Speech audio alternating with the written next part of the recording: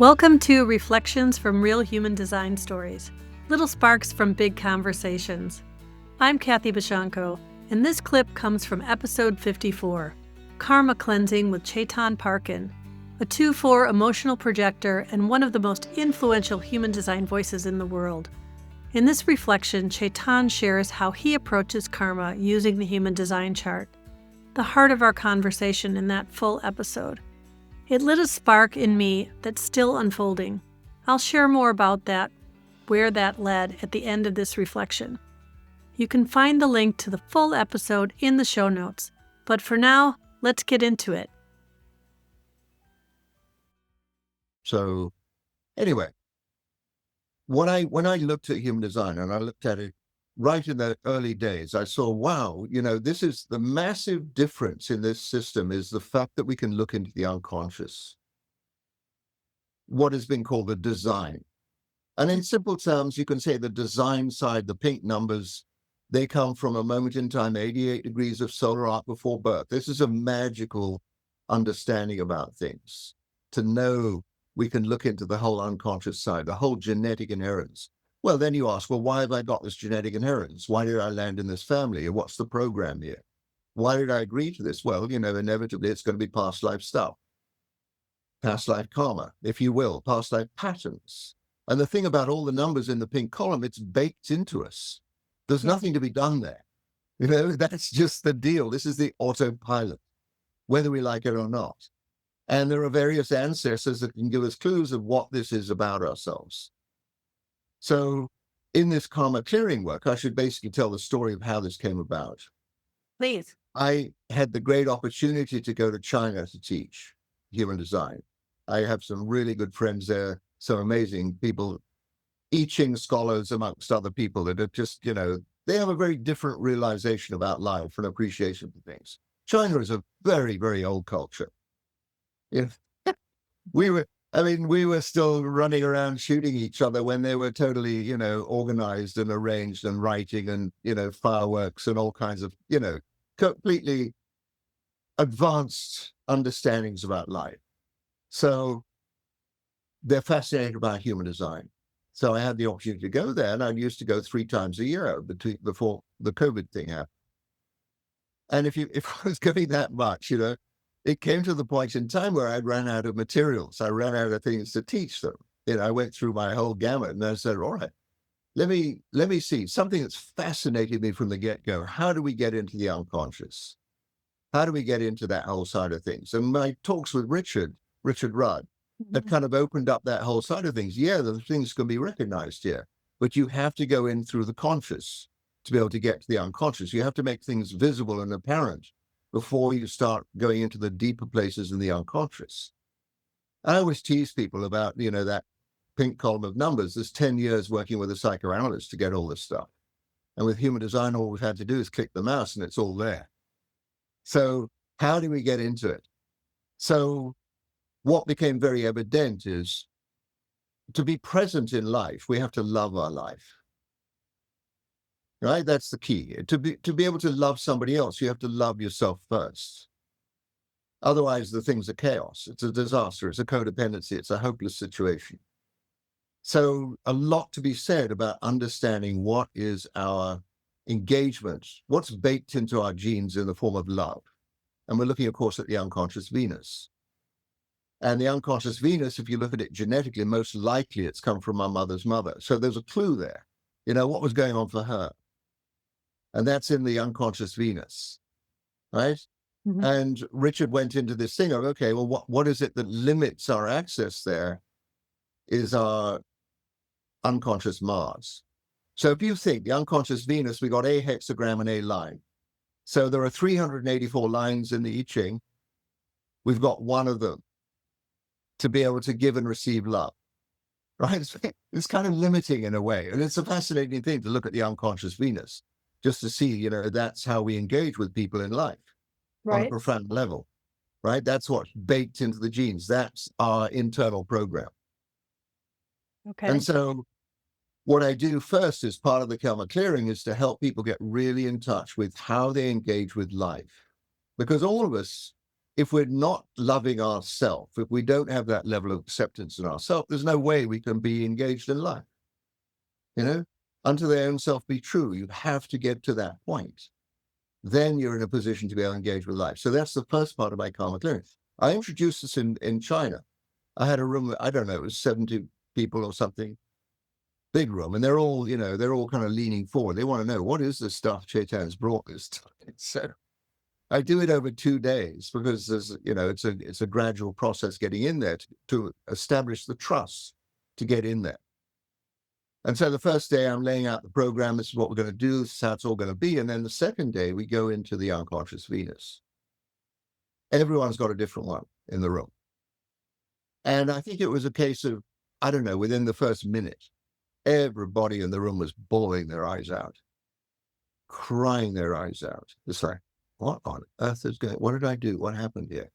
It's like nothing to do with you, Chetan. What has happened is the room is full of the ancestors. Wow. All the feminine ancestors have come into the room. So, in China, they're very particular about the ancestry. Every year they go for a week to wherever their ancestors are buried and they do prayers and give thanks. And the room was now full of the ancestors. And nobody was untouched. Everybody just had this connection going on. It was incredible.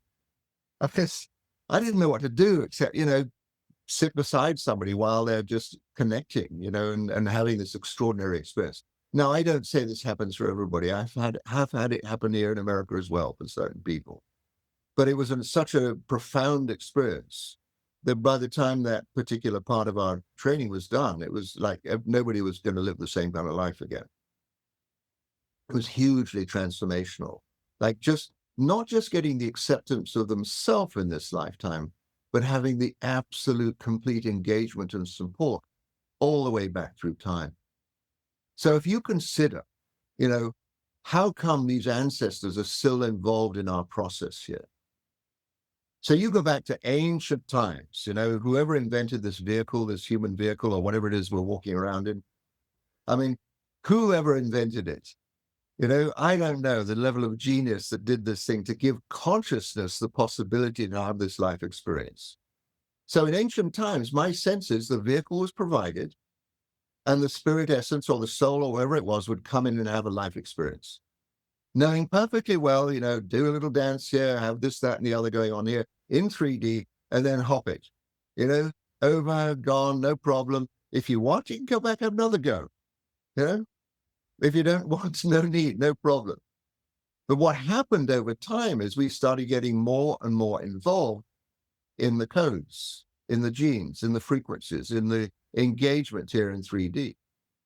Whether it was this little solar system started going into a darker part of the universe or a heavier place or whatever, but slowly, the soul started getting more and more involved in the physical and had trouble re-engaging with the spiritual. And so all of us, from way back when, we have a full connection all the way back to whenever this game started and we started coming into the physical form. And the ancestors are the ones that, got so far with things and couldn't get any further because, they were stuck in this particular frequency. And so we come into this lifetime and we engage, we have these frequencies in us that are very much tied into whatever's gone on before. And my sense was the ancestors are very, very interested for us to clear this stuff, to be done with it, game over. And any enlightened person I've ever come across, and I've met a few people that have come to full realization this lifetime, they say that's exactly it. We don't have any karma anymore. We've done it. We're free. We're clear. So when we clear that karma with our ancestors, how does that? So let's say, I guess maybe I'm confusing a little bit of karma and soul agreements because many times we come into this life to clear karma with a specific individual. I've usually felt, and if I know I've had a lot of karma in past lives with my husband, and I believe we've cleared that, but now we can have a relationship that is based on a different level of love, that's not about someone owing someone something. But how does it work, do you think, as far as people who've had these multiple lives together where one person is wounding the other one and the other one then, pays back and then it keeps going. Like, what does that do to us going forward? Do you believe we still have these deep connections with these people then going on? Are they still, uh, Well, you see, this is what I go back to, which is the difference between responding and reacting. hmm, If you're so in love with yourself and so clear in your life, and just this is my movie, this is my life, this is my universe, then we don't have issue with anything at all. So there's no reaction. We're just living our life. The tax bill comes and it's like, that's the deal. The car breaks down, that's the deal. Somebody's rude to us, that's the deal. We don't have to react. That's the point. So, this guidance into being in love with yourself and loving with your essence. That's my first stage here with this karma clearing is, be in love with yourself. Recognize, face it, Kathy, nobody you have ever met has ever been encouraged to be themselves. I mean, look at the whole story here. I came across this thing the other day that somebody sent me this research that NASA had done, the American Space Agency. mm-hmm. They wanted to find the brightest and best to come to their organization. They wanted the genius people to come and join them because what they were doing was trippy, right? So they did this little test. They got a bunch of 5 and 6-year-old children together and they gave them an impossible task. No instructions, get from A to B, see you later. 98% of the children exhibited genius. Mm-hmm. To do that with no instruction. They find their way to do that in their own sweet way, in their own sweet time. 98%. They then do the same experiment with 10-year-olds. Yeah. 50%. That much after all the schooling and the church stuff and all this nonsense. 50%. And then they do it with 15-year-olds, 30%. And then they do the same test with adults, 2%. We Yeah. have been absolutely brainwashed to death. And so this whole thing of, love yourself, what's that all about? Live your own life, forget it. You're part of the program here. You're a cog in the wheel. The bombardment from a collective is continuous. And so how on earth are you going to find your own life in all of this? I mean, human design is a great tool, but if you're not aware, if you're not going out of a reaction stage and everything that comes your way, you're stuck. You're stuck in your karma. And you keep creating more and more and more karma every time there's another reaction. So Yeah. it's just, that is my first step in this is get people clear. Absolutely, you're here to be you. There's nobody else you need to be. You don't have to be a Hollywood person. You don't have to be a politician. Certainly, you don't have to go to church anywhere. Just I you're talk here about radical self-trust nonstop. That's my hashtag all the time, radical self-trust. And so Yeah, that's the first step. So that's the first part of the karma clearing I do with people. Be in love with you and be in love with your life. Just have a great time with it, whatever happens. And the thing is, be aware. So Ra used to use this phrase, no choice. Osho used to use the phrase, choiceless awareness. Very, very different take on it. Choiceless awareness, be aware. Right? See what it wants to come through you on your terms, according to you, your frequency, your nature. The collective will just keep on bashing away at stuff. You got to do this, got to do that. And the individual is the one that steps forward in their own truth. They may have a lot of collective circuitry. They may have a lot of tribal circuitry, whatever. But the whole thing is being true to yourself. That's the whole thing. So going through Venus and finding out how to be in love with your life and how to be in love with everybody around you. Because you think you've got one hexagram and one line in this unconscious baked in concept of how to give and receive love. I mean, is it any wonder that the love partnerships are just totally codependent? I have to just tell you, you would like everything you're saying, and I just keep like almost laughing because my unconscious Venus is 59.1. Yeah. Yeah. All or nothing. I mean, right? Yep. It's all intimacy and right. Okay. Yeah. So what Richard did, the great work that Richard did was find out what are the low level frequencies of every hexagram. Mm-hmm. right? So basically, all of us, the whole world, with very, very few exceptions, have been encouraged to live our lives in a low frequency.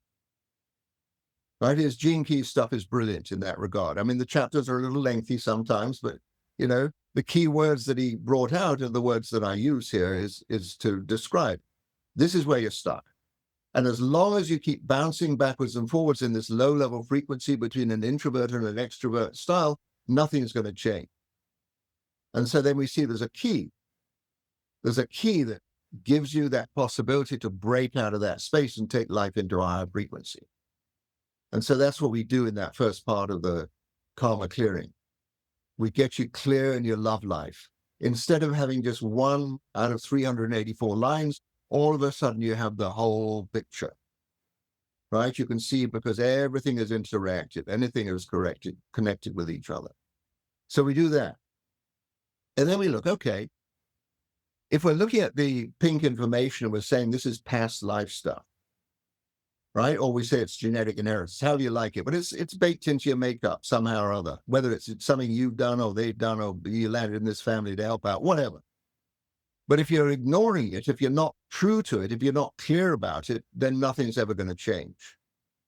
So we start off looking at, what are the memories from another lifetime? And it's in the chart, you can find it. What are the memories that you bring through? And just kind of, tweak that a little bit so you start recognizing, okay, we went through this love thing. Now, we can go more easily into the unconscious side of things. So we recognize what are the patterns you come in with? What are the potential holdups there? And then we have a look, all right, what's the transformation for you in this lifetime? What's your Pluto? What's the big jump?